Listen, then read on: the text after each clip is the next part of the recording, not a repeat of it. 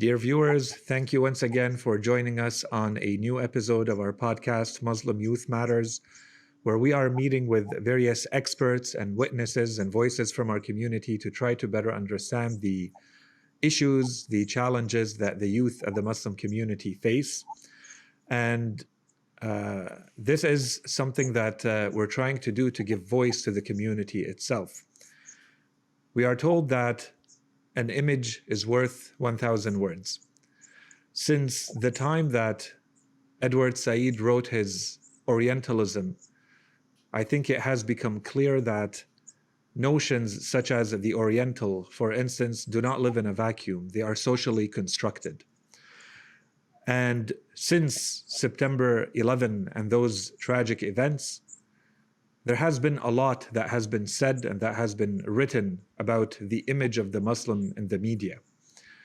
So today, I think I'm very happy and we're very lucky to have someone who has been outspoken and active in this sphere specifically to study and to understand and to talk about the image of Muslims in the media. Amira Elghawaby, once again, thank you very much for joining us today and taking the time to meet with us. My pleasure. Thanks so much, Brother Said. Thanks for having me back on. Thank you so much. So let us jump into the topic right away. The topic itself, I think, is a very broad one, and it can be looked at from various angles. When we say media, it can be journalism, it can be the mainstream media as in entertainment and sitcoms. It can be a lot more serious than that, and it can take various forms. Today, social media is extremely big and influential. When I ask you, generally speaking, what is your understanding, the lay of the land of the representation of the Muslim in the media today, keeping in mind all of these different categories of media, where do we start and what do you have to say about that? So even in the way, Brother Said, that you constructed that question, it actually demonstrates, the problematic nature of media representation of Muslims. You asked about what is representation of the Muslim, and so for a very long time, even before Edward Said wrote Orientalism, which is based, of course, on centuries of the portrayal of Muslims in the Western mind, we have had almost this idea of a monolith, that there was one archetype of what it meant to be Muslim. And of course, we know that the diversity of our communities is so vast, whether we're talking about race, whether we're talking about religious practice, whether we're talking about, ethnicity, background, class, it goes on and on, as with any subgroup of communities. So even that in and of itself is the problem, in the sense that when we have been exposed to Muslims in general media, popular media, on television, in movies, it often has been the stereotype of, the Arab, for instance, the Arab sheikh, often attached to an image of a terrorist, someone bringing violence. And this was part of sort of different cultural moments throughout, say, even the past, 30 years, where we've had political conflicts around the world, and there was, again, in the Western mind, a public perception of what it was to see characters from these parts of the world. So we've had the issue of the representation, the lack of diversity in general media. And I think that for your viewers, it is helpful to break it down, because of course, media isn't what it was when I was growing up. When my father would come home from work, sit with my mom, they'd watch the 6 o'clock evening news together. And generally that was playing out in households, across the city. That's where everyone was focused to find out, what was happening, whether it was in the city, in the country, or around the world. And people were consuming generally very similar content, at least here in Canada, for instance, or in the Western world. So that, of course, is a far cry from what it is today. As you described, when we're talking about media, it is such a vast ecosystem. we're talking about still mainstream news, supper hour news, evening news, but we're also talking about, the film industry. We're talking about, network television. But social media is a whole other, beast in and of its own, with, content creators where, we did not have that type of access to content, to storytelling. So the ground is continuously being shifted. And so I think that even in the past, let's say 10 years, we have seen a monumental transformation in the way that Muslims are seen, at least, or heard within general media. Specifically, if we look at news, the similar problems that I described at the outset of sort of an archetypal Muslim, unfortunately, have continued to persist quite a bit. And again, that is still informed by political considerations. So, for instance, when we saw the rise of Daesh, in the Middle East, and we saw the terrible terrorist attacks that were going on in different European capitals, and that's a topic that we talked about in our last episode. We were seeing that in Western media, obviously there was going to be coverage of these stories, but we also saw the disproportionate coverage of stories that involved, for instance, Muslims who'd been taken in for suspicious activity, where, for instance, 6% of all cases over a period of time in the United States involved Muslims being accused of terrorism, whereas the coverage was 82% of the evening news coverage was about that 6%. So already there, you have a huge disproportionality in the way that people are understanding sort of the issues involving religious extremism, and of course pinning that on, sadly, Muslim communities. Here in Canada, just on that topic of Daesh, we had to actually work very hard as advocates to, number one, ask media to stop using the term Islamic State when they were describing Daesh. And the reasons we made that argument was not simply that, we want to, as critics might say, we wanted to hide the fact that they said that they were Muslims, or we wanted to change the truth. On the contrary, Daesh, is what we argued, was actually their correct name. They wanted people to think that they were an Islamic State. That was their propaganda tool, and it was a false one. And so we advocated successfully. The Toronto Star actually did change its policy, and until today only uses Daesh. And not only did we do that, because what we heard from some media was, well, the politicians are still using Islamic State. So we lobbied the federal government to stop using Islamic State, and they also saw what we were explaining, which was to be more accurate, following in the footsteps of other Western governments that had also taken that step of using Daesh only, and they made that move. So that's just almost a case study of the ways in which that we have, as communities, been more empowered to engage with media institutions to say, look, the way, we understand you're going to be covering our communities in various ways. And so the way that you're going to cover them has deep impacts on the people on the ground. And for instance, we would have cases of children who are being bullied at school because they were being told, well, you're a Muslim, and I hear that the Islamic State that I guess you must follow is doing all of these horrific, criminal things abroad. So just to talk about the way that the news portrayed. And again, when it comes to news in Canada, we've had, sadly, so many examples where the media has gotten it wrong about our communities, where there have been, for instance, there was a story that ran a few years ago by Canadian Press in which, someone who really has an axe to grind with Canadian Muslim communities, wrote a quote-unquote report about extremist literature in Muslim schools and mosques in Canada. And the study was not really a study. It was not peer-reviewed. The sources were, it was really weak in terms of its sources. There was no opportunity for any organization to respond to the accusations, to provide any context. And that story was carried by the Canadian Press, which is essentially like a wire service in the country, and carried in many newspapers. And imagine when you see a headline that says, Canadian mosques and schools carry extremist literature, study. you're gonna be like, what's happening here? And the story didn't even wait for a response from, when we were doing the advocacy from communities. Didn't even wait. The story went out.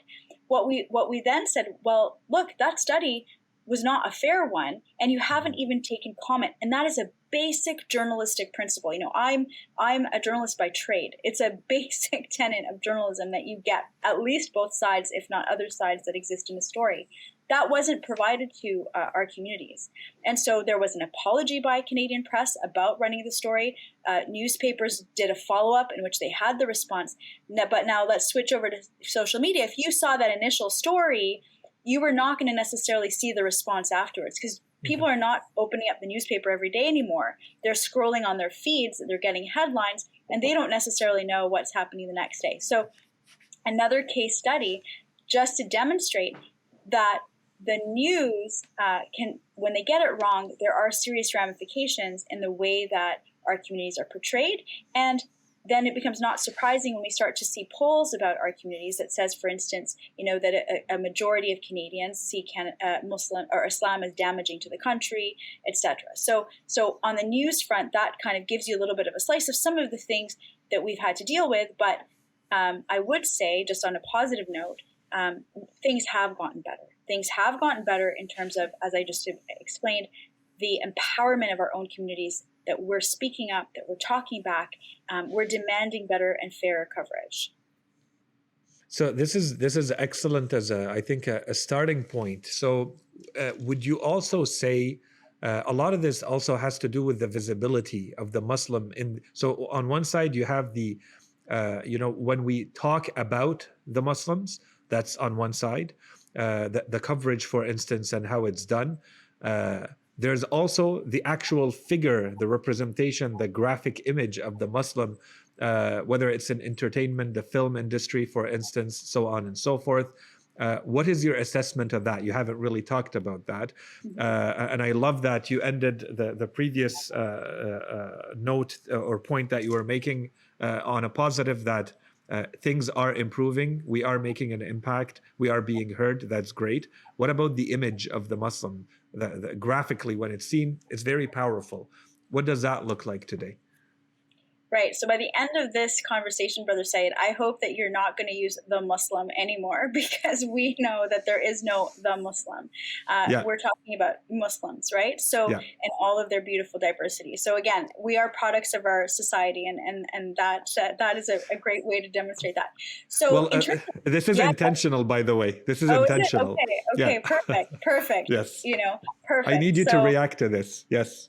Yes, I am reacting, because every time I hear it, my back gets up, right? Yeah. So look, in terms of popular culture, if we're looking at Canada first, you can see how, for example, Little Mosque on the Prairie several years ago. Now, it's too long ago since we've had that kind of program on television, which really centered, Muslim communities in a wonderful way. Zarqa Nawaz, who is the filmmaker behind, who did that series, it was very successful. I often tell people that actually, when Little Mosque on the Prairie first aired, I think it was, I don't want to get it wrong, but it was sometime in the mid-2000s. When it first aired on opening night, there was over 2.1 million Canadians that tuned into the program. And at the time, this was the largest audience for any opening night of any show on the CBC. It actually broke records. And I like to joke that, the headline the next day on the newspaper should have been "Muslims Save the CBC," because according to Richard Strusburg, who was a top executive at the CBC at the time, their ratings were really in the tank around that moment. And there was a real need to rejuvenate the network. And Little Mosque on the Prairie did that in a way that was unexpected. And again, sort of demonstrates the need generally for diversity on TV, generally for the need for authentic stories to be told and shared. So Little Mosque on the Prairie is, again, an example of when you have storytelling coming from our own communities. It wasn't someone trying to, or a team trying to imagine what is it like to be in a small town, have a local imam come in, try to get to know the community, etc. But it was really written from from the a Canadian Muslim woman's perspective, and it was hugely successful. It lasted many seasons. I remember watching it, enjoying seeing a woman, for instance, in hijab, who was a successful doctor, who was making really important decisions, and it completely flipped. It really completely flipped, these assumptions about the Muslim woman, the Muslim man on primetime television. And it was actually picked up by networks from right around the world. So it was not only changing perceptions here in Canada, but changing perceptions around the world. Unfortunately, we haven't had another show like that running on the CBC or any other network, except for, I will point out that CTV ran a very successful show last year. The first season was Transplant. I'm not sure if people have seen that, but that show centers on a Syrian Muslim doctor who is working in a Toronto hospital, and again, it's very successful. It was picked up by NBC earlier this year, and if you can imagine, it's the first time that you have a main character on a primetime drama who is Muslim and who is a Syrian refugee. This is groundbreaking stuff, and this really demonstrates the power of popular culture, because imagine you can give all the lectures, you can write all the articles, you can do all the studies you want about how, refugees integrate or contribute to society, or how they, how Muslims do that, et cetera, et cetera. But when you have it, coming into people's homes as a story where people are watching these characters, empathizing with these characters, understanding that all of us share the similar hopes and dreams and fears, that is going to change perceptions in a way that is unparalleled and unmatched with any other type of content that people would receive. Yeah, this is absolutely a great point that you're making, and even the nuances that you added. For instance, that with Little Mosque on the Prairie, it's coming from the community from within. This is not artificially recreated. So this is absolutely important and beautiful. On the flip side, though, to what extent do you feel like we should be contented with that? In the sense that, and you're absolutely right in saying, I think Reza Aslan at some point was saying something like, the best thing that could happen for Muslims is that they are getting more and more presence into the pop culture. But at the same time, I wonder, and my mind is going towards, the role models that we want to create and the empowerment that we want to give. And you touched on that already. But I think there is still a difference between, I believe the X-Men, for instance, introduced at some point a character, Soraya, she was called. Originally, she's supposed to be from Afghanistan, and she has, of course, superpowers. She becomes part of the team of the X-Men, and so on and so forth. So we see this introduction of Muslim characters, for instance, and it's absolutely a positive. But at the same time, I wonder about more serious roles, and I wonder about how rare this is currently. So the fact that we talk, for instance, about Little Mosque on the Prairie, but it hasn't been replicated, it seems, as an experience. The same thing with maybe Transplant, I think hopefully is the beginning of something new, but we'll see if it snowballs or not. And the same thing to me, what I'm seeing is there are either very exceptional cases here and there, that's one, or the roles are not always the most serious roles, or in the most serious arena of thinking and activity socially. But again, I go back and forth between the power of pop culture and this not being the most serious roles because it's a comic, because it's entertainment, for instance. Where do you situate yourself in all of this? And does it make sense to have this type of questioning so that, when the youth are looking to this, do they feel like they will find the role models, they will recognize themselves and identify themselves with something positive? Mm-hmm. Yeah, so there's lots in that. I mean, I think that we are seeing, more and more a variety of roles that are being held by Muslim characters. I've seen a range of shows and movies, whether it's on Netflix or elsewhere, where you do have, a Muslim protagonist, and they're maybe serious or is comedic or what have you. And all of the genres are useful because all of them are going to be consumed by different audiences. For instance, Rami, which I believe won either an Emmy or some very prestigious award, which is an American show about an American Muslim man, and that program, for example, many community members may not actually be comfortable with some of the subject matter of that show. But the point of it is not whether you're comfortable or not. The point of it is that we have diverse stories in our communities. Not everybody practices or chooses not to practice in the same way. Not everybody chooses to interact with the world in the same way.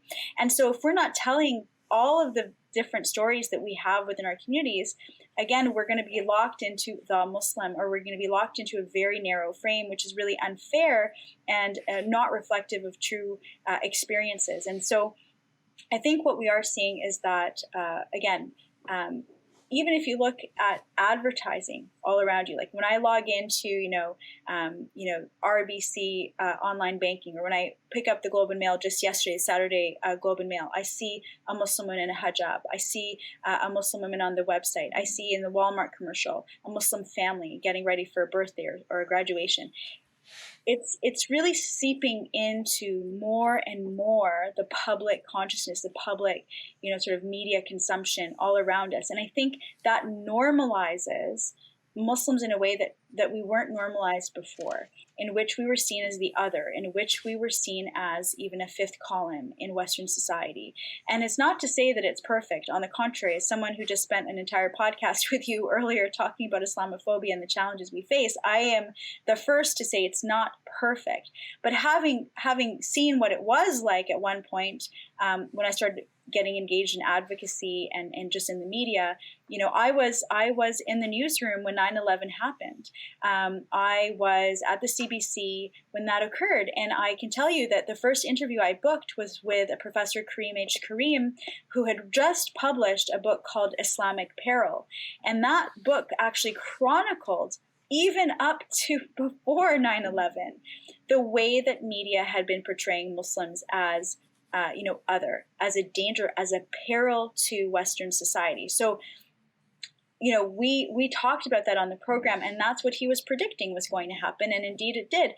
The other thing I wanted to bring into this is that we have to understand that there's actually an Islamophobia industry that has spent millions of dollars. I think it was estimated between 2001 or 2002 up to 2009, over $42 million has been pumped into what's called an Islamophobia industry. And that is people writing books, people, think tanks, people on media panels, pundits, all of this type of narrative about what Muslims stand for, what they're, how they are a threat to the U.S. And that seeps into Canada as well, because, we watch American news, we have those channels.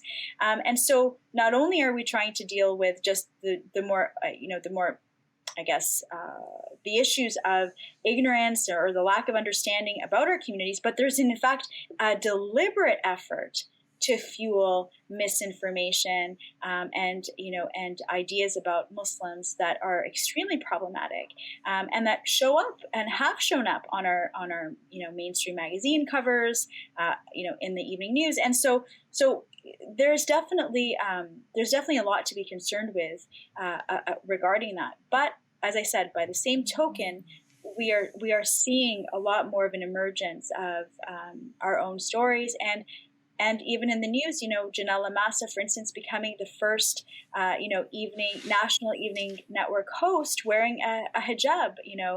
She does a wonderful show on the CBC, and it's fantastic to see that, right? That kind of representation. I had actually tweeted about it, when I first entered journalism, and I was the first woman in a hijab to work in the Toronto Star newsroom, and I believe in the CBC as well. I'm very proud of that work and opening the door and seeing more people come through. But I had not ever imagined that I would turn on the TV and see, a woman wearing the headscarf, hosting a national nightly news. So that to me is incredible, and I'm so proud of her and all of our community members who have been supporting that kind of engagement and that kind of presence. And for us not to be apologetic about who we are, to be really proud of who we are, and not have to change anything about our identities. And that is a message that I want our young people to, to really see, that you can be successful. My father didn't want me to wear the headscarf when I made the decision during university, because he said, well, will you have trouble finding a job? And I said, you know what, if I can't do that in Canada, where can I do it? I believe I can. And alhamdulillah, I think that by pushing on these barriers, we have made progress, and more progress to come. That's absolutely beautiful and very well said. Let me build on that last point that you made, which is the hijab specifically, because I think that it has become, I think the hijab, viewed from an Islamic point of view, I would certainly say it has always been a symbol. But I think it has become something of a phenomenon. I think more recently, for instance, there's a political discourse that feeds into all of this, the image of the Muslim woman being weak, and the dynamic between her and the violent, typical, stereotypical Muslim man, and therefore she is submitted, and it's not her choice, and she's giving up her rights and empowerment by putting on this hijab. And then on the other side, you have these women who are, just like you are saying that this is the most representative thing that we can do to represent our freedom of choice. This is our empowerment that allows us to do this. And in Quebec, right next door from where we are, this is kind of the monster that keeps peeking its head from time to time, until very recently it just sparked another social and political debate. So this is where we see, as you had said initially, the politically fueled discussion that has direct impacts on the media. So specifically with regards to the image of the Muslim woman, and sorry for stereotypicalizing once again, do you feel that there is, I mean, the examples that you just mentioned to me are beautiful examples that there is huge progress being made, but are these outliers, or is there a little bit of a trend that is happening so that the hijab is becoming more normalized, the headscarf specifically? And of course, I'm keeping in mind the young girl who wants to wear it, or the woman who decides to wear it, and what she is going to be faced with.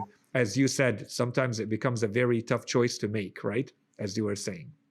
Mm-hmm. Yeah, I think there has been that normalization, but by the same token, I know that there's also been a still ongoing critique of the portrayal of a woman with a hijab, who is needing to be saved. So, for example, there's a show, I think it's running on Apple TV, or a movie. It's called Hala, and it's about a young Muslim girl who is struggling with her identity. She wears the headscarf, but she's not really comfortable with it. Her father is very strict, as Muslim fathers happen to be, and yet he is actually hypocritical because he's actually having an affair, and so she's very confused, and then eventually the plot line goes that she decides she's gonna just throw away all of these strictures and all of these rules in her life, and she's going to remove the headscarf, right? And so the idea of the removal of the headscarf representing freedom from, an oppressive religion is one that keeps coming up, keeps popping up in some of these shows, some of these films. And there was another one, I think last year, I can't remember the show, but it was I think it was a policewoman who wears the hijab, and, somehow the headscarf comes off, and it's this whole big scene, and the romanticization of women in headscarves and the removal of that headscarf is again something that has existed within the Western gaze towards Muslim communities and our cultures in a way that keeps popping up. So it hasn't necessarily gone away. So it's that constant tension. It's a constant tension where, again, for instance, in Hollywood, I know that there's the Muslim Public Affairs Council has what's called a Hollywood desk, in LA, where this organization actually consults with film makers and showrunners around, the representation of Muslims and the way that these issues are being covered. And so there is an actual, effort from our own communities to engage. That's pretty I don't want to say revolutionary, but if you know, like within our own communities, there is these conservative strains that say Yeah.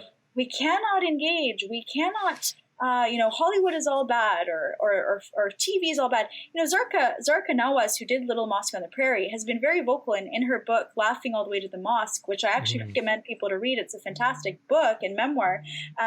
With even that show that broke down barriers, she got a lot of heat from within Canadian Muslim communities about that, about the show. A lot of people didn't like it, and I remember one person saying to me, if people are laughing at us, then they're not going to take us seriously.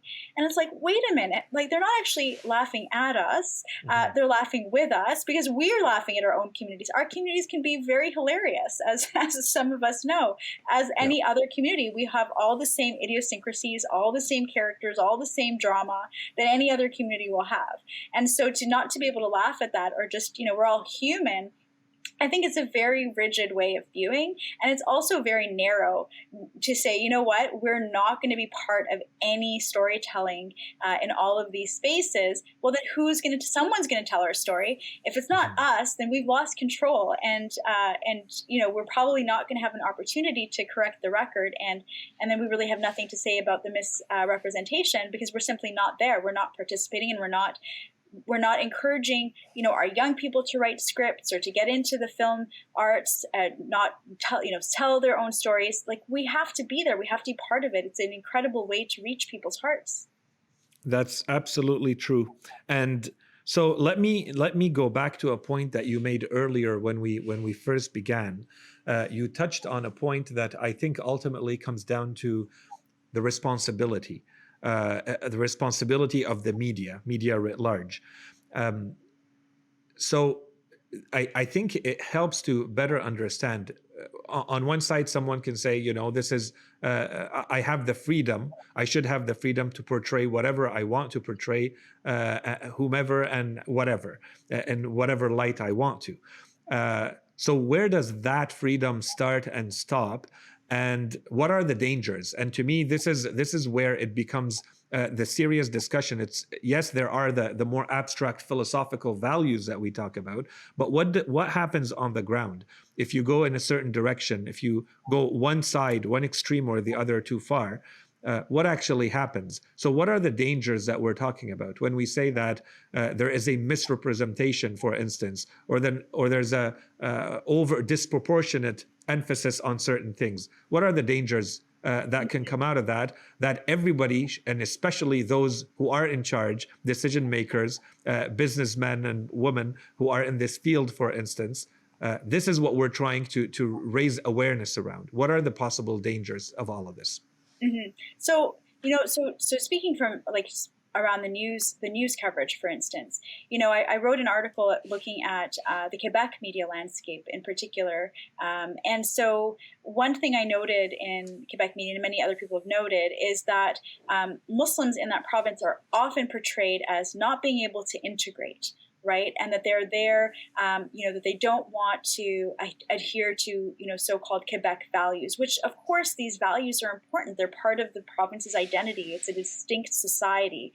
We understand that, and that is important to recognize. There's no doubt about it. But this constant loop of a narrative that Quebec Muslims won't integrate has, of course, helped to fuel the type of political opinion that would then support taking away and stripping away the rights of religious minorities to be able to practice their faith visibly while holding certain professions. And as we discussed previously on this podcast, if you take away people's rights to participate, you're essentially turning them into second-class citizens. And many people have said, even though Bill 21 targets all religious communities who want to show their religious faith, that the ones who are most impacted are Muslim women who are disproportionately impacted by that law. They cannot be teachers, they cannot be lawyers, and what have you. And the Muslim community in Quebec has stood in solidarity with Jewish and Sikh and other religious minorities to say, no, this bill is not fair. But again, if you have a climate in which the media is constantly fixated on Muslims simply not integrated, then whatever argument you put forward to say, this is our right, we want to participate, it can be dismissed and said, well, the refusal to accept our secular values is evidence of what we've been saying about your lack of integration. And right after the Quebec City Mosque massacre, there was a reckoning of sorts in the media in Quebec, especially with what's called trash talk radio, as some of those radio shows where people just kind of talk and talk and talk about whatever issue. One radio show host said, in all my, 10 years or 20 years of covering and mentioning Muslims, I had not ever once interviewed a Muslim on my show. So that gives you a sense of, wow, like how unbalanced can you be? And it definitely has an impact not only on the political level, but it helped. Sadly, it created the climate and the perfect conditions for someone to self-radicalize and decide to go into a mosque and shoot dead 6 people, 6 peaceful worshipers, because he had consumed this idea that Muslims are a threat to him, to his community, to his family, and that he had to do something about it. So the ramifications of disproportionate, unfair portrayals of our communities are very serious. And so absolutely, not only do we need to call upon the media to be more fair in the representation, simply the way that we're seeing the reckoning around Black Lives Matter and anti-Black racism, that has also fueled a reckoning just around racial justice and racial discrimination and the portrayal of minority communities by the media. And in that, by that same token, we have to say, look, yes, you have to fairly represent us. That's what we expect. But our communities have a responsibility as well. We need to be monitoring. We need to be speaking out.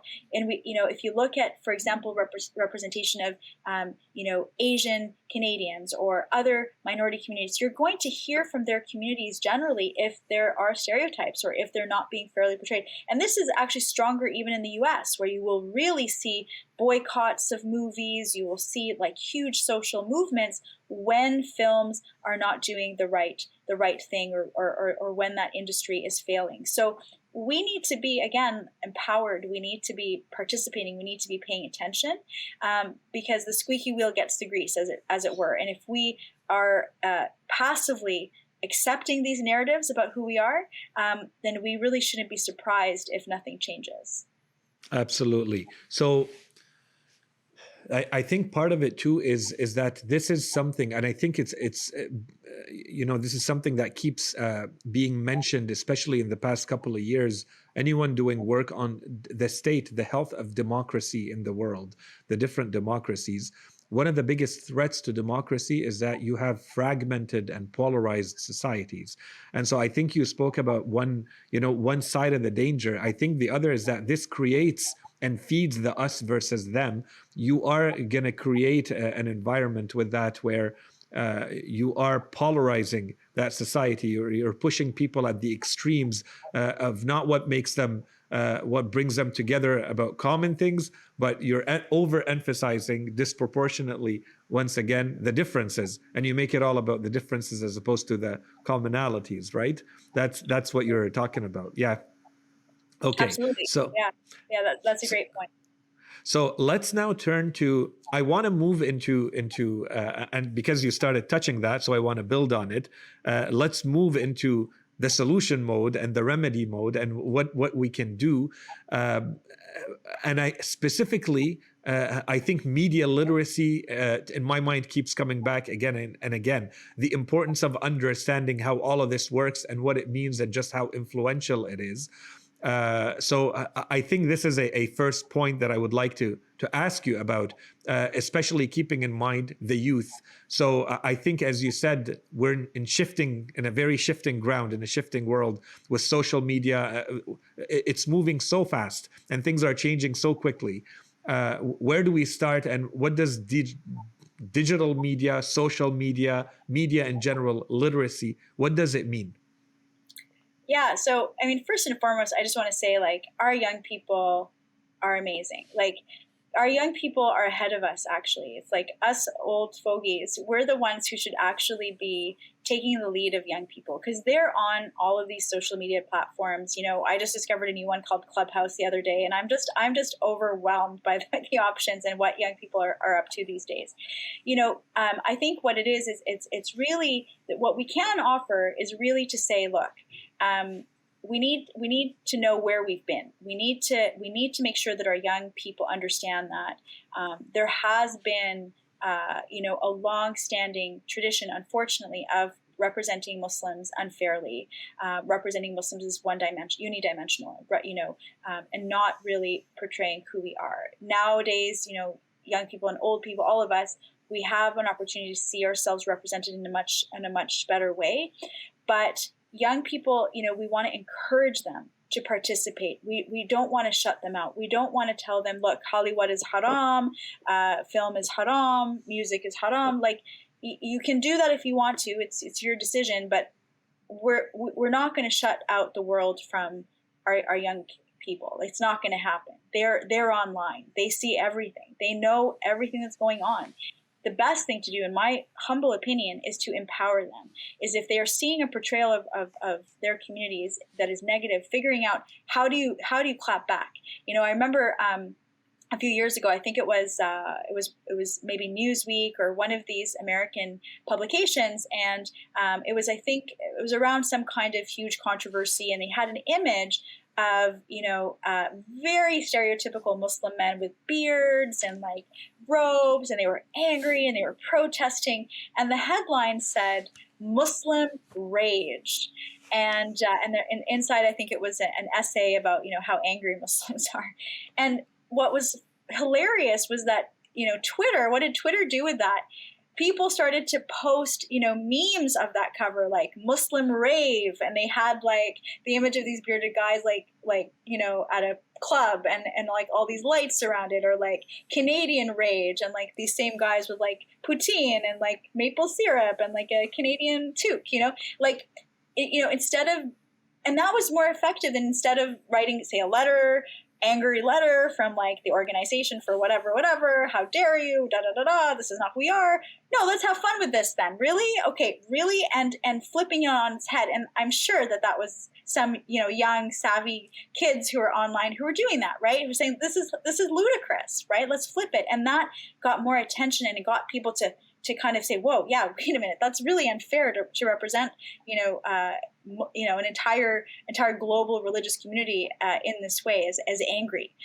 So I think that there's a lot of room for, as I said, encouraging young people to engage in the ways that are authentic to them. There's TikTok is a whole other space online, for example, that I know, I've got teenagers, they're spending, maybe, I don't know, 75% of their time online on TikTok. I don't even know what's going on there. Best thing that's come out of there for me that I've seen is like, people dancing to like Arabic music, who are not themselves Arab, and just having fun with that kind of experience, and that cross-cultural learning and understanding. I mean, this is all fantastic. I'm sure there's things on TikTok that are not great, but the point of it is we really just need to empower our young people. We need to tell them they shouldn't be afraid. They shouldn't be afraid of these platforms. If they're seeing hate, if they're seeing discrimination, they should definitely report it. If it's something very serious, they should say something. If there's something that they are deeply concerned with, it's not to just pass it over. Like, they should talk about it with someone who's older. They should reach out to figure out what to do. But for them to feel free to be able to participate and engage and share their own stories, I think that's really important. That's excellent. That's really, really good, what you're saying. There's something also that you spoke about earlier. I think it's just the presence. There is the speaking out and reacting to things, but to actually be involved and present in this world, the media world, and it can take so many different shapes and forms. So I think there's a lot more work, and I don't know to what extent you're aware or not of what's going on in our communities, and whether they're aware of this, or whether this is on anyone's mind and agenda, that we need more presence, just more presence. And as you said, there's not a lot of woman wearing the hijab, for instance, on the news. We don't have that many characters showing up in film, and so on and so forth. So, based on what you know, do you feel that there is an awareness to move in that direction? And if not, what do we need to do so that I think you spoke about encouragement, but I think it's more than that, to make sure that the youth actually end up present if they are interested in that field, to go there. And that is also an option, and it could be a very strategic and important and fun one for them to get into. Yeah, so I mean, I've been very fortunate to have an opportunity actually to run workshops across Canada around media engagement and media literacy. So when I was at the National Council of Canadian Muslims, we had a partnership with a foundation called In Spirit, and we actually ran workshops in I think it was 4 communities across the country. We had quite an interest in it. And what we did was we actually brought in Muslim filmmakers. Arkanawaz came to one of them. We had a sister out of Winnipeg, Nellifer, who is Rahman, who is doing wonderful films. Her studio produced, I think it was Prairie Mosque, which is a documentary about getting a mosque into a specific place, or Arctic Mosque, I should say, Arctic Mosque, getting a mosque to the Arctic. And she did an amazing documentary with her sister, Saida Rahman, that was on the CBC, telling the stories. We had other, poets, spoken word poets, coming and telling young people, how they can participate, how they can get involved. And people just ate it up. People loved it. We had a journalist from Quebec who also talked to people about how they tell their stories. So that had incredible resonance. People were really interested. Several of the participants went on to do their own works and participate further. So we have seen that. And then I'm really pleased to be sitting actually on the board of an organization called the Silk Road Institute, which is an organization that actually fosters and supports the cultural arts within our communities. And how it does that, for instance, it's run the first North American Muslim theater company for the past 3 years. And we had plays in Quebec, of all places, in Montreal, that are telling the stories of Muslim communities. We had a play that came out of the U.S. That was called The Domestic Crusaders, and it was looking at the impact of 9/11 on this, South Asian family and how they were trying to navigate who they were. And then the year after that, we had a wonderful play that looked at, an experience between 2 Muslim women who were friends and how they were kind of both being pulled in different directions and the tensions and what that meant to them. And these 2 plays, they were outstanding. We were supposed to have a third one, but because of the pandemic, we weren't able to. But we've got one in the works right now. So we support photographers, we support filmmakers, we support artists through bursaries and grants. And so there is a need. And so even if people are watching this podcast and they want to learn, I support an organization like the Silk Road Institute, because there are those of us who are working on these issues. And if our communities don't rally around these efforts and actually put their money where their mouth is, like put your money where your mouth is. Do you want to see more portrayal of our communities that are positive? Do you want our young people to have a space to learn and talk about these issues? Then support these types of institutions, because they're emerging. We're maturing as Muslim communities in this country, and more young people are looking for these opportunities and this encouragement. Absolutely. Thank you so much for raising awareness on all of this. For myself, there was a lot of new there, and I'm sure for a lot of our listeners. So thank you so much for mentioning these different initiatives and projects. Let me switch it now to maybe the policy side. So I think we're living in a world where it's normal to an extent that there's maybe lack of regulation in certain areas because things are moving so fast right now. And so policymakers are always playing catch up to see what that actually means for them. Very recently, though, I think there has been some events south of the border with especially around the elections in the US and everything that followed. And at the same time, you have this new notion that's being introduced in the business world with very far-reaching consequences that is referred to as stakeholder capitalism. So this is where companies are told that the bottom line that used to be only about money needs to be a lot more, because you're a citizen of the world. So you must have a lot of bottom lines, and that includes, for instance, your responsibility towards society, responsibility towards the environment, and so on and so forth.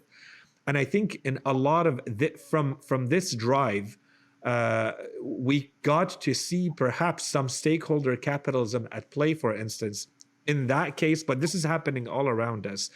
That, for instance, some platforms decided on their own what they were going to do with things that they were considering to be toxic to their society. And so they made decisions. The question is, to me, this is a sign that there is a vacuum right now of policy and regulation. And so you have these kind of hit and miss decisions, business decisions being made not by policymakers, right? So when it's a policymaker working on this, they're looking at it from every angle, and it's going to be well studied. They're going to look at it from the short, medium, and long-term consequences, and so on and so forth. What's the best approach to do it, balanced for the greater good of society? When a business is going ahead and doing it, when a platform is doing it, of course, that piece is going to be perhaps missing, because they're not placed, they're not positioned, equipped for all of that. So the big question to me is, what needs to happen in a world where regulation is still behind? Do we need more regulation? And if so, what do we need to do so that we have the right regulation to strike the right balance for us as Muslims as well as Canadians? I think we all want the maximum freedoms, while at the same time, all of us wanting to be fulfilled and respected and validated in the societies in which we live. Yeah, so that question, I think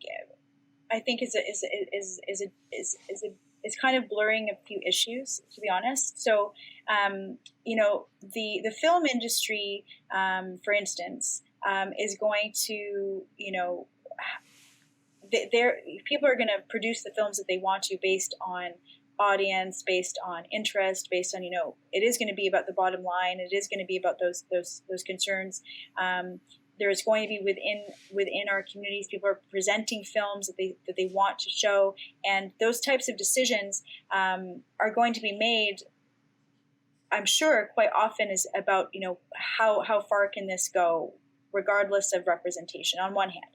But where you're right that there is a place for regulation, for instance, is when we talk about ensuring, for instance, that government-funded or grant funding organizations, say the National Film Board, say the CBC, what have you, in the way that they are commissioning films or projects, that there's going to be there should be minimums, and I'm pretty sure there are minimums around diverse projects or communities from projects from diverse communities, for instance, and equity, ensuring that there's equity in the types of content that are being presented. So in terms of policies around that, absolutely, like the CBC has within the Broadcast Act, like they are responsible, for instance, to ensure that the CBC represents the diversity of Canada, regional diversity, linguistic diversity, ethnic, all of the diversity of our country. And so there is a mandate there to do that. There is a mandate, for instance, to ensure that there is equity, employment equity, that there are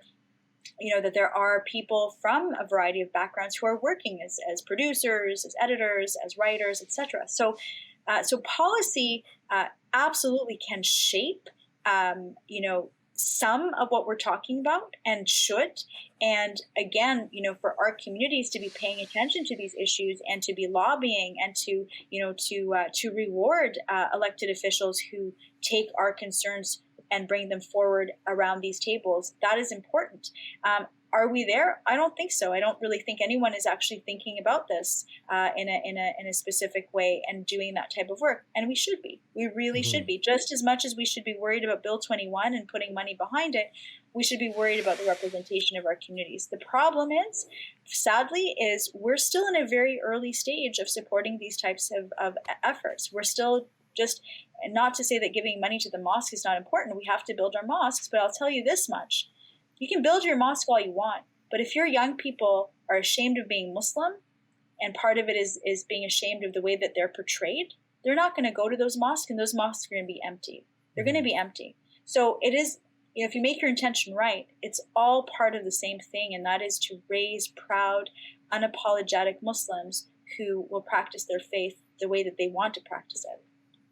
So let me end it with a question from you, asking you to, if you were to provide a piece of advice to the youth, telling them, this is the world that you're living in, and building on so many points that you mentioned, what would it be? What would you be advising the youth listening to this? Someone who is in the media world, who understands this, who understands its nuances and where things may or may not be going in a lot of these streams in this world. What would you be telling the youth of the community? Yeah, I think I would give two-pronged advice. Number one, it would be really follow your passions. If you love writing, if you love filmmaking, if you love any of the cultural arts, pursue it. Pursue it with a very strong work ethic, because God willing, you can succeed, but you have to be ready to put the work in. Look for mentors. There are mentors now in our communities. As I said, visit the Silk Road Institute, learn about that. There are ways to find people who are already in these spaces, who are already doing the work, that can mentor you, that can support you. And then the other part of the advice is, make sure that your parents listen to this podcast. Make sure that you talk to your parents and encourage them to open up their minds, because unfortunately within our communities, one of the challenges is there isn't a lot of respect for cultural arts. Like if you go to your dad or mom and say, hey, I want to be an artist, they're going to look at you like you're from Mars. Like, how are you going to make a living? Those are valid concerns. It's not to diminish those concerns. Absolutely, your parents are concerned, how are you going to make a living? But by the same token, maybe there's a way that you're going to be able to make a living doing that. Maybe you're so talented. Maybe you have the skills. Maybe you have the drive to make it work. So, don't let keep you from those dreams, because we actually need you. We actually need those skills. We need that talent. And if you work hard at it and you excel at it, you will be able to lead in that industry. And that will be an immense, immense asset to the storytelling about our communities. That is such a good, nice, positive message to end this on. Amira, thank you so much for all the time, the insights, the sharing of your experience, the great work that you're doing. We, I think, just skimmed and touched the surface here. There's so much more that we can talk about. I would encourage the viewers to go. A lot of your articles are online. They can look them up. They're always well-researched and well-written. So there's a lot more that can be discussed here. As I said, we're just touching the surface. May God bless your work. That is beautiful stuff. Thank you so much for all the time you spent with us today. My pleasure. Thanks so much to you and the viewers, Brother Syed. Thank you so much. Thank you so much. God bless and peace to you all. Okay, Assalamu alaikum. Assalamu alaikum wa rahmatullah.